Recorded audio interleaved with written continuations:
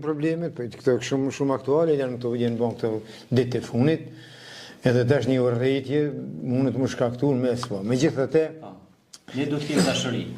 Megjithatë popullin tonë nuk mundet sepse kur populli ju nuk ka pas kur kësi konflikte në baza fetare. Është popull që njihet në botë për kolorit fetar edhe për respekt ndërfetar. Prandaj nuk ka këtu ndonjë idhnim, nuk ka. Unë në shokët e mi kam katolik që i respektoj, që kam një respekt që jashtëzakonshëm. Por megjithatë po i shoh disa njerëz që shprehin për Islamin, që a nuk e mas pari edhe unë ku më shkruaj pak në Facebook, ata nuk e di se çka është fjala Islam, nuk e di se çka është fjala shkencë, nuk e di se çka është fjala kombëtare mjaftueshëm.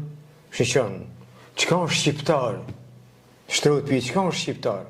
Nuk ka vetëm njëri që din me fol shqip. Shqiptar është sinonim i besës, i mikpritjes, i respektit, i nderimit të madhit, vjetit, hoqës, priftit, mësuesit. Shqiptar është bugdhans, mikprits. Të janë vlera të popullit tonë. Nuk ka idhnim mes vllaznore. Thot Mark Milani, janë dy vllazë, njëri është bo musliman e ka pranuar Islamin, tjetri katolik, për shembull.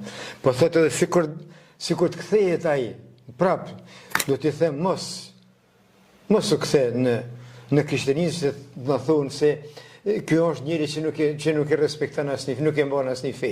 Domethënë i bie prestigji më shumë. Po kjo është vlerë ndër shqiptar.